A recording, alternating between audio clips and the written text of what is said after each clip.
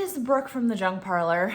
I can already tell I'm going to be crying this video, but I still want to do it. So yesterday was February 1st, 2024.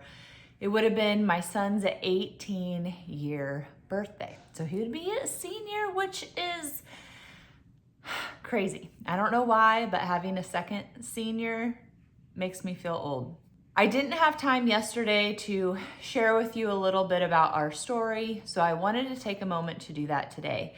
I did dig out the scrapbook that I made when Karson died to kind of share with you, because otherwise no one ever gets to see it. And honestly, we don't look through it that often because I normally have it in a tote in storage. When we moved, I'd always in Centerville kept a picture of Karson on our refrigerator. When we moved, I do not really know where that picture went. It's probably in a tote still that I never unpacked. And so it's been fun flipping through these pages. Now, I only flipped through a couple because I didn't want to start crying before we'd even started the video. Some things about grief that I just want to point out, which anybody that has gone through grief, I can't relate because I have not lost my parents, but I have lost a child. I didn't lose a sibling, so I can't relate to that. Literally every single situation of someone dying is different. And even someone else who has lost a child, their process of grief and how they deal with it and what makes them feel better is going to be different than what makes me feel better. So for me, I know I've been told before that somebody doesn't think that I grieved. I did grieve, but grieving is not really a public thing. It's something that you do behind closed doors. And grief isn't something that you get over. So I'm 45, Karson would have been 18.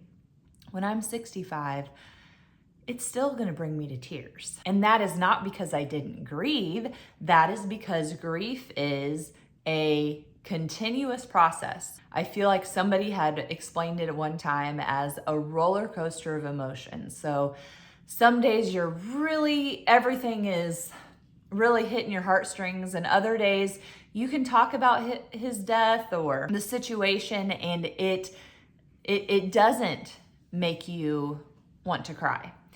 And that's just how it is. Some days, some weeks, some months, all I'm thinking about all of the time, every time I see a baby, every time I see a commercial, every time they're talking about diapers, every TV show is like infant death. Other times, and that really, sets off all the emotions. Other times I can see a baby and just enjoy the baby and be fine with the baby and it not bring up all of the emotions. You don't know how it's going to happen. For example, yesterday was his birthday. I was pretty emotional, but some days on his birthday, I am fine. It's the week before, it's the 2 days after. It's not a set schedule, which is something that somebody who hasn't experienced grief, I feel like they just don't get it. They just don't get it. I would also like to say that when dealing with grief, you need to do and say whatever you need to do and say to make yourself feel better about the situation. For example, people always want to be like, oh, well, everything happens for a reason. Yeah, that pisses me off. And in my opinion, that means that you've never lost anybody, because if somebody said that to you, you would be like, F you, because that is not true. Now that is how it makes me feel. I don't want you to tell me that it happened for a reason. That doesn't make me feel any better. That doesn't help at all. But I know other people from being in support groups that statement does make them feel better. And so it's not a right or wrong thing.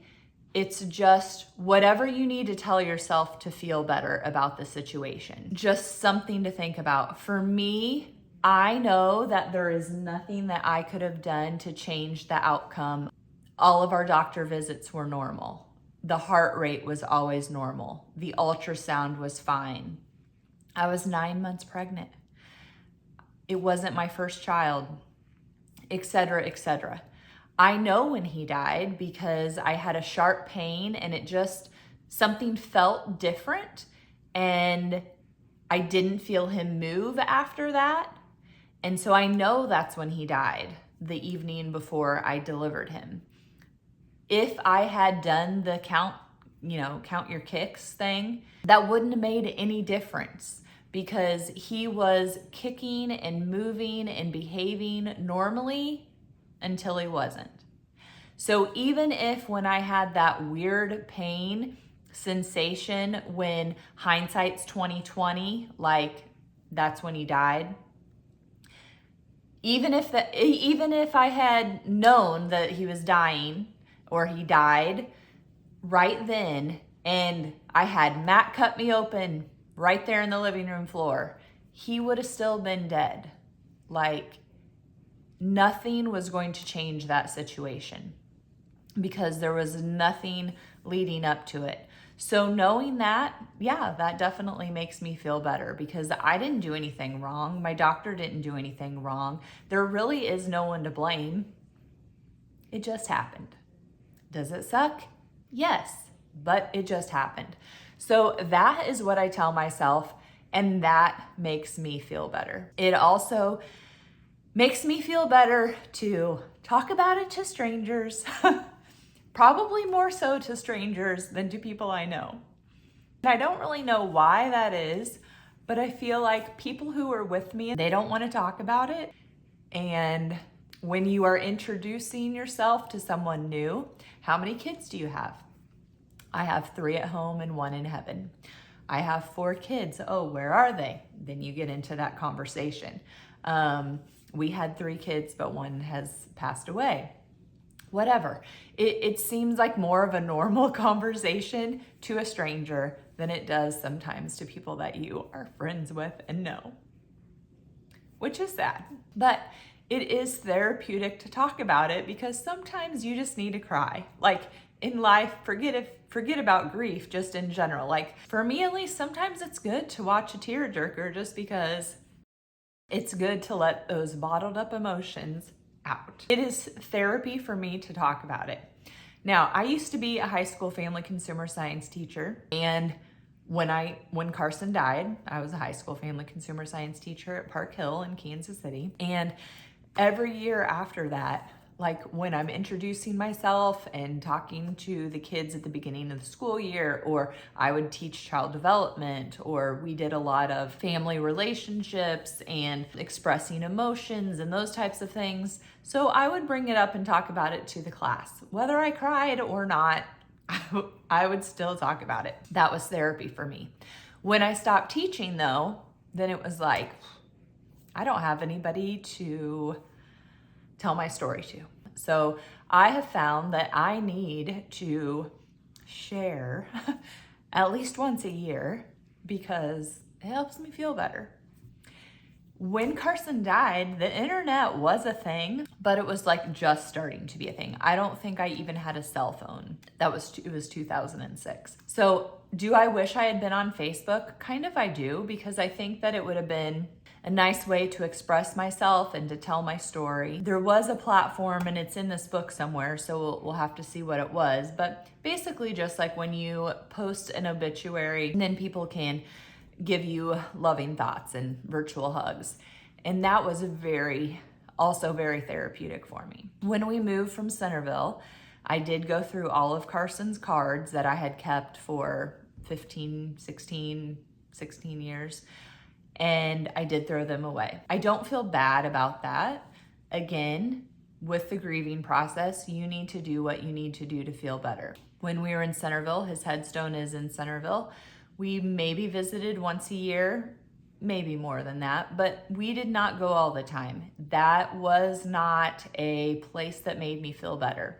My sister-in-law, she had a similar situation as us with her ex, and for her, I know that going to the gravestone is very therapeutic. So again, whatever you need to do to make yourself feel better is what you need to do. And so I'm giving you permission. Getting into my story of infant loss. So I was 9 months pregnant, my second child. And for whatever reason, you know, the traditional books, What to Expect When You Are Expecting. When I had Kellen, my oldest, I just skipped the chapter that talked about infant loss. I don't even remember what it was called, what to happen or what to do if something happens, or who knows what it was. But I just skipped that chapter because I'm like, that is not applicable, because, you know, I was probably 5-6 months pregnant by that time. And in my mind, babies died the first trimester. You had a miscarriage or they died the first trimester, not when you were 9 months pregnant. So I never even read that with Kellen. With Karson, for whatever reason, I did read it. And I don't know why I read it, but I feel like it was God's sign to help me prepare so that I would know what to do. We did have close friends who had also lost a baby, but like I mentioned in the beginning, like even though they also lost a baby, their situation and what made them feel better was different than what worked for us. Their son, I think she was 8 months pregnant. Their son, they never did figure out why he died. They had an autopsy, everything. There was no like, here's why he died. That would have been really hard. That was their first child. So just like any little thing can change the trajectory of grief, how you feel about it, what you say, how you talk about it, etc. But having them had that experience, I can remember sitting with our friends at his funeral and thinking, well, and I might have even verbalized this, well, if this had happened to me, then I would have done X, Y, Z. And so then when it happened to me, I was like, Brooke, before you even knew jack shit about the situation, on a personal level, you said you would do X, Y, Z. And so I tried to live up to that as far as, you know, she had definitely secluded herself over the following months, year. And I was like, I'm going to try and still, you know, get up and do day-to-day tasks and keep living, blah, blah, blah. Again, it was different for me. I had a 3-year-old. She did not have another child because that was her oldest. And so just different things like that, like when it wasn't me in the situation, how I thought things should be handled. So then that's what I did when I was in the situation. So I was 9 months pregnant. I came home. I was having massive back labor, back cramps. And so I was like in the living room. I had my elbows up on the ottoman. I was on my knees, kind of, you know, doing the all four thing because that's supposed to relieve the pressure off your back. And just kind of, I don't even know, probably watching Kellen play and talking to Matt or watching TV. Although I don't even remember if we had a TV in that room. But then I just felt like, I don't know, I just felt like pulling weird, like inside, and I felt like he kind of like moved really quickly and all of a sudden at one point. And then I really didn't think like, oh, my baby just died. I went to bed and I told Matt, I'm like, I think this is the night. I feel like I'm having contractions. And so then in the night, I'm not really feeling him move, but I'm having contractions. So I think I'm just going into labor. You know, they always tell you that the baby moves less when you're in labor. And I just figure like he's moving, but I'm not feeling it or thinking about it. I can't really sleep. I'm not comfortable. It's time to go to school. It's a Wednesday. We have teacher meetings on Wednesday mornings. The kids come later. In my teacher meetings, the ladies that I was sitting with, I said, I think I'm gonna go into labor today. I'm having contractions.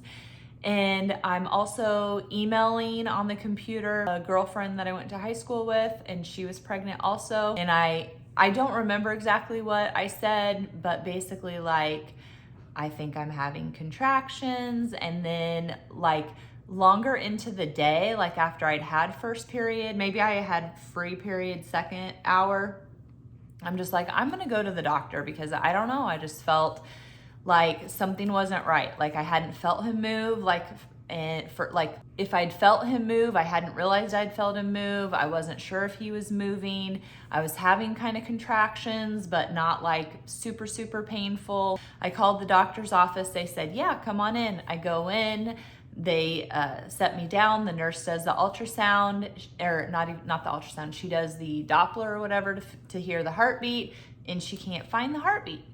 Again, I am not thinking that he's died. I was just like, okay, what's going on? I'm stupid, I guess. And the nurse is like, let me go get the doctor. Like sometimes you can't hear the heartbeat.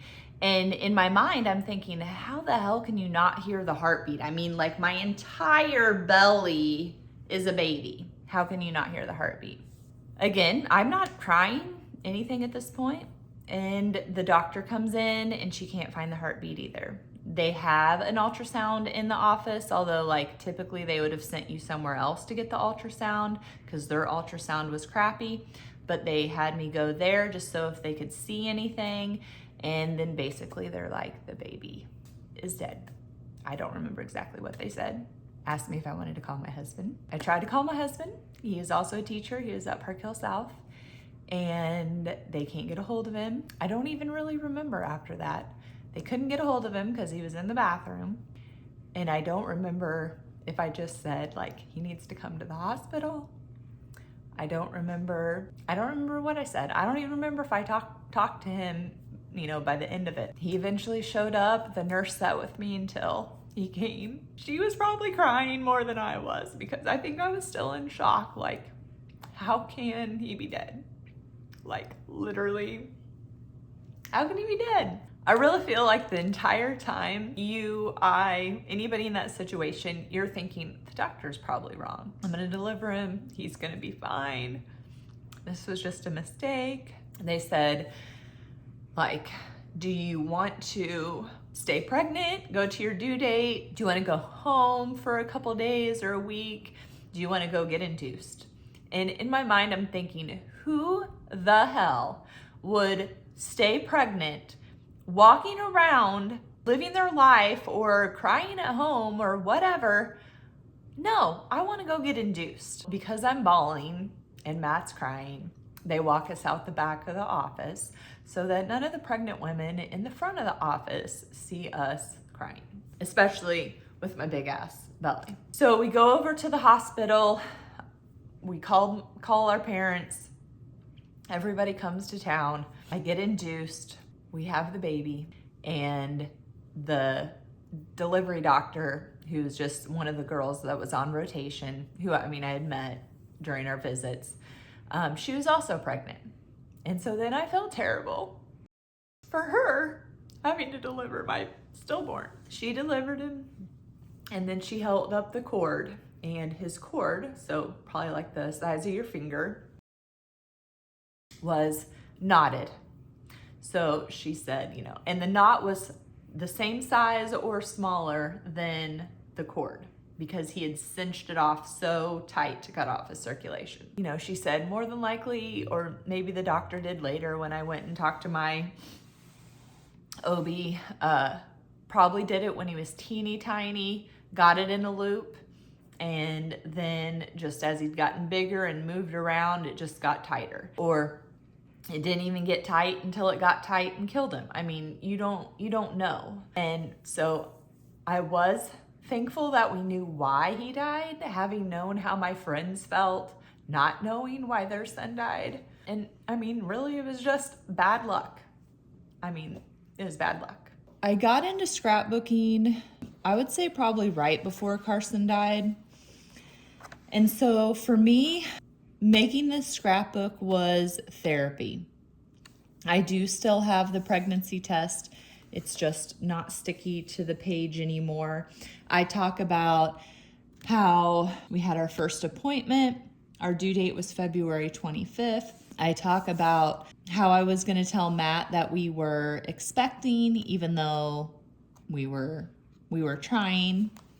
Here are his first ultrasound pictures, and I have to chuckle because I looked at this page earlier and it says, at the end of our visit, you finally show up. It's a boy, definitely. And so there's the little arrows to the penis, which I always think is funny. But these were in October. And then here's his room.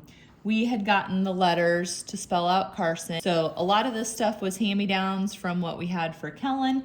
I don't know if you can tell in this picture per se, but I had done stars. This is a gloss paint in the same color as the wall, which was a matte. And I don't know, I just loved how it turned out.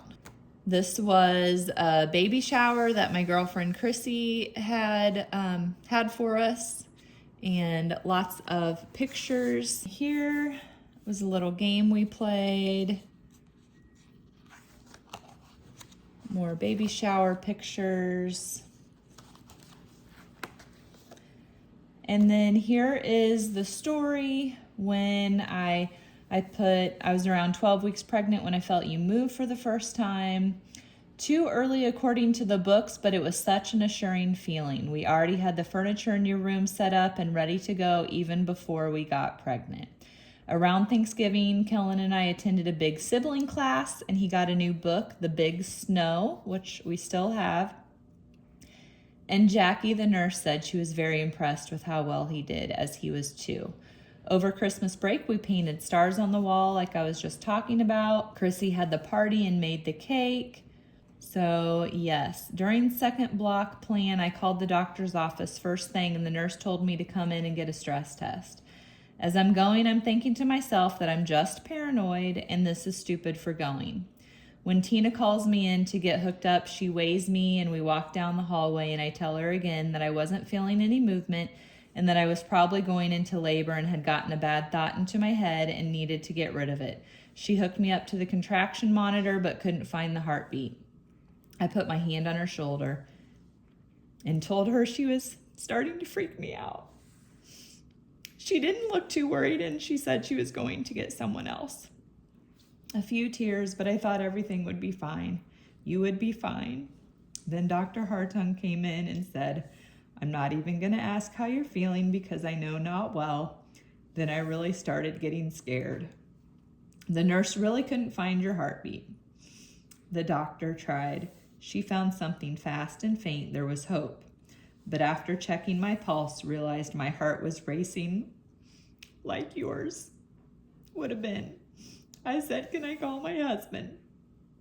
And she said, we'll do an ultrasound. Sometimes the babies can get into a position where it's hard to hear the heartbeat. I called your dad on his cell. So I lied. I can't remember anything.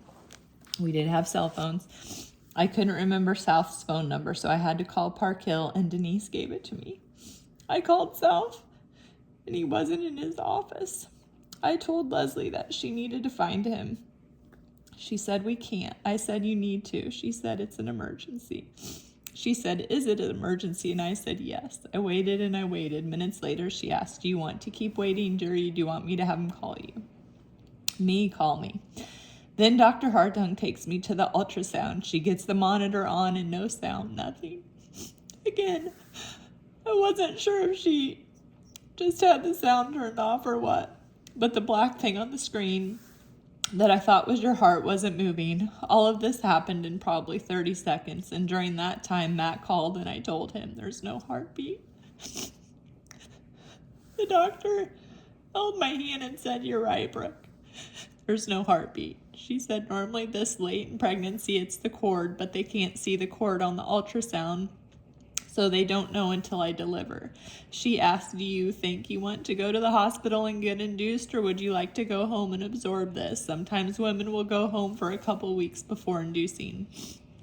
I said, I'll see what my husband says, but I think I want to go right now. She asked me if it was okay for Dr. Abney's nurse, Tina, to sit with me. While I waited for Matt, I nodded. Tina cried with me, and then Matt opened the door. Tears, sobbing, anger, why? Matt and I agreed we wanted to induce. Tina took us the back way so we didn't have to walk through the waiting room. We went to the hospital in decision time. Epidural, funeral home, what tests, autopsy, why? We started making calls. Matt called Park Hill but couldn't talk, so I told Denise we lost the baby. Oh no, I'm so sorry, she said.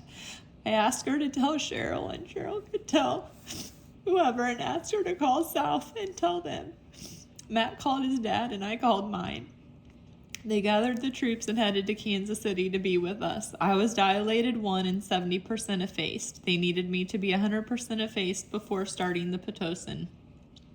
Although I was having contractions, they weren't regular. They put a pill in my vagina to help me efface. This was around 11 or 12 a.m., not really.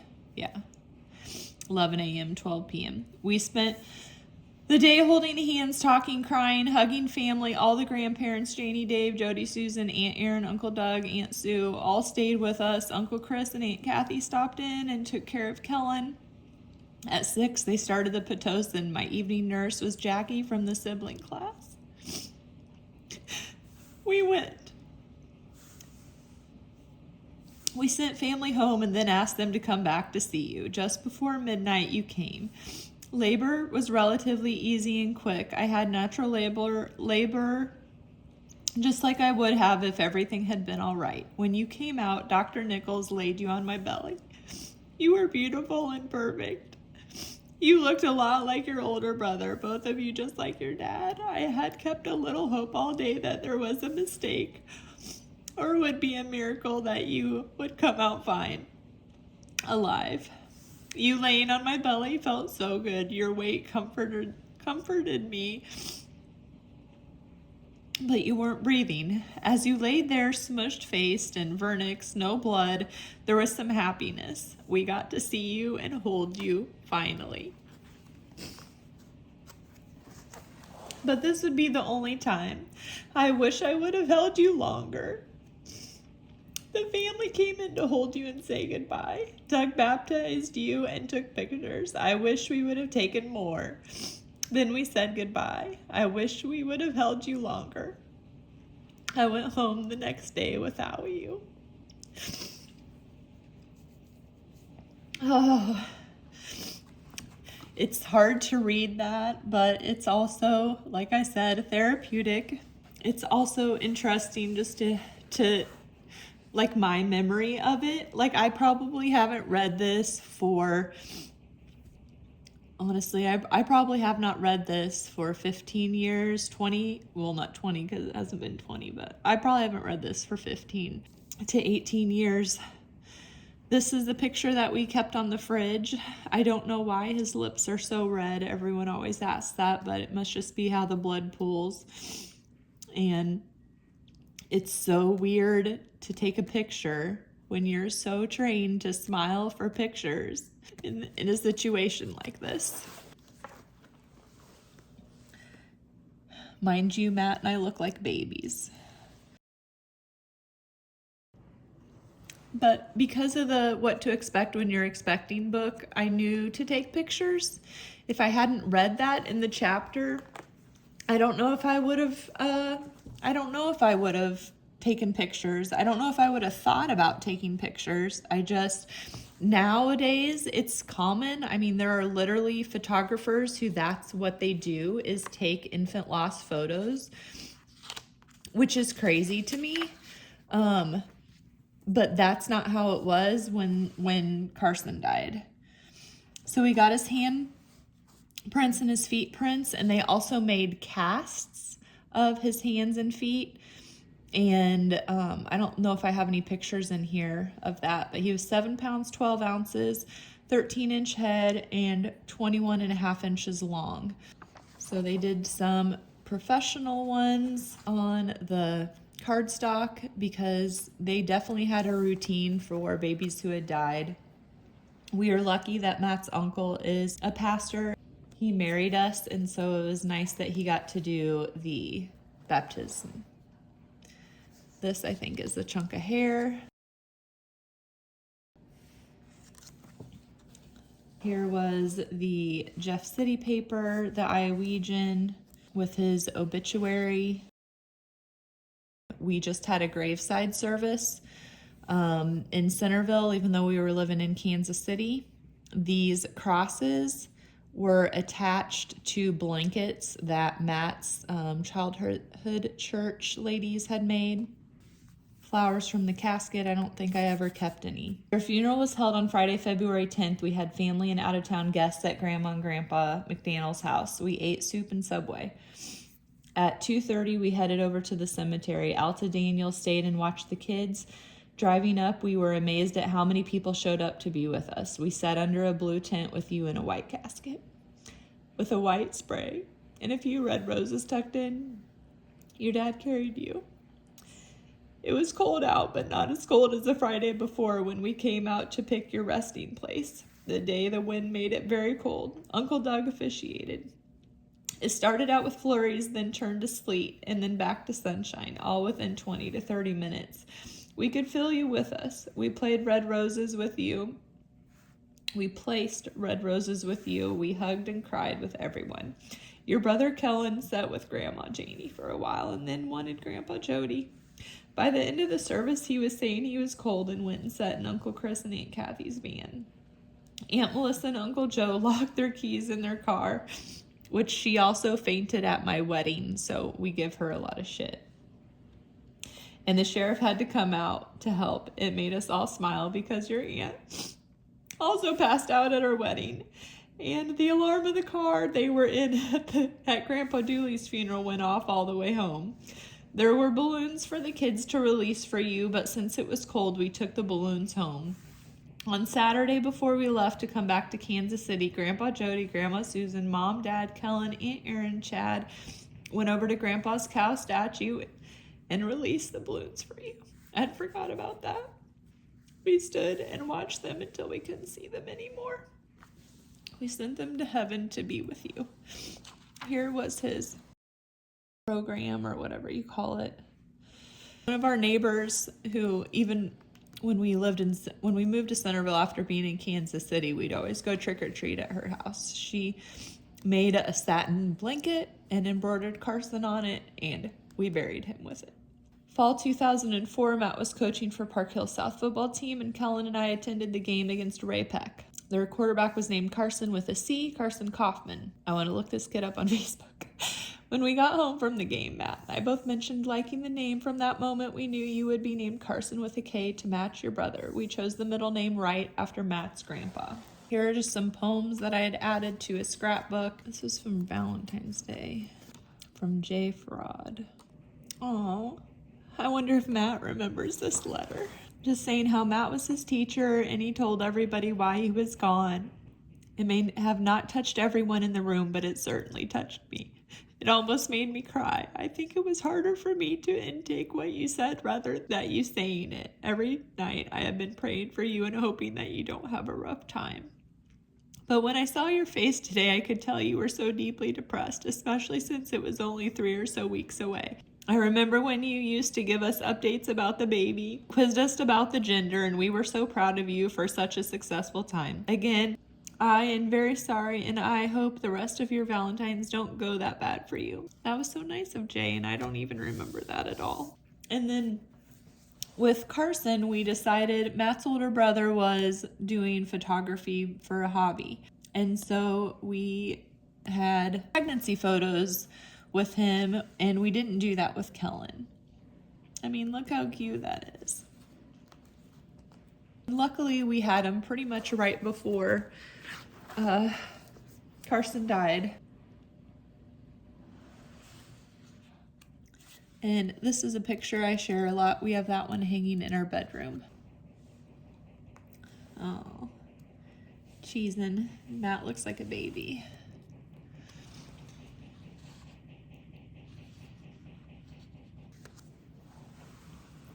And then this one, we had a party. I'll read what this says. So in the summer of 2005, Scott came to Kansas City for a family photo. So I was pregnant in this photo with Karson, but no one knew it.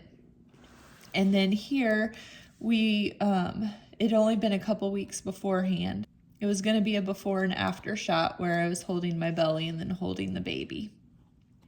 But we are so thankful that Scott took those photos. And then I said that the hospital kind of had like a routine basically a bunch of women make outfits for babies that die, and they're all tying in the front, I'm guessing, in case they can't get the baby dressed. So I really don't like these photos, but somebody made the outfit with love, so here it is.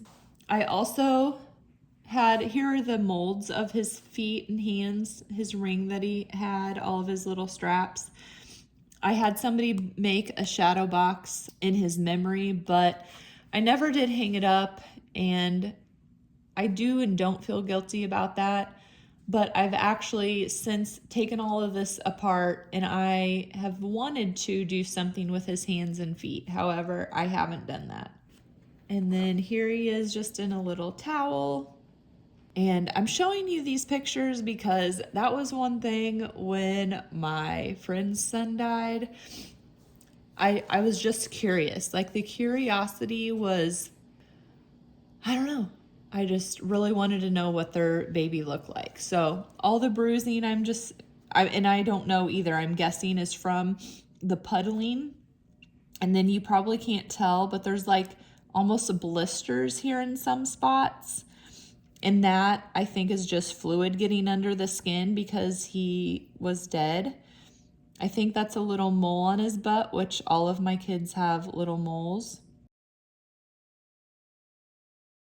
And his little cone head is different just because he's not living.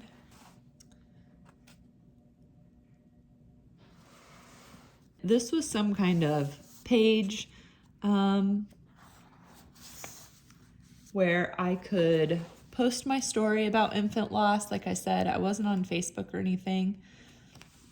I shared the story, and then people could, it says babies online. People could sign, say whatever. Honestly, this was therapeutic for me. I think part of the loss is that you just don't want everybody to forget. I mean, he was in my belly, so I'm definitely not going to forget. You just want him to be remembered. Here are some more poems. We did take a tree when we moved in Centerville and planted it, and then it died. So a lot of people donated books to the Drake Public Library in Centerville.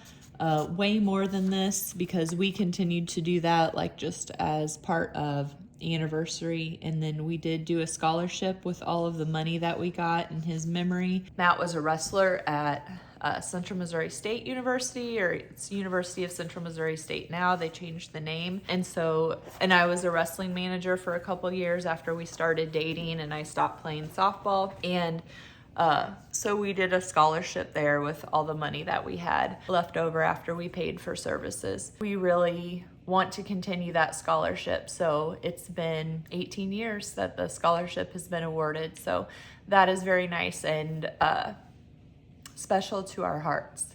I did take a couple notes because I wanted to just kind of go over the grief being forever, that you need to tell yourself whatever you need to tell yourself to make yourself feel better when you've lost someone, whether it's an infant or a kid or a sibling or a spouse or a parent. For me, talking about it has been wonderful. Doing the scrapbook has been wonderful. Doing things to remember him has been wonderful. Also, just not feeling guilty for continuing to live your life.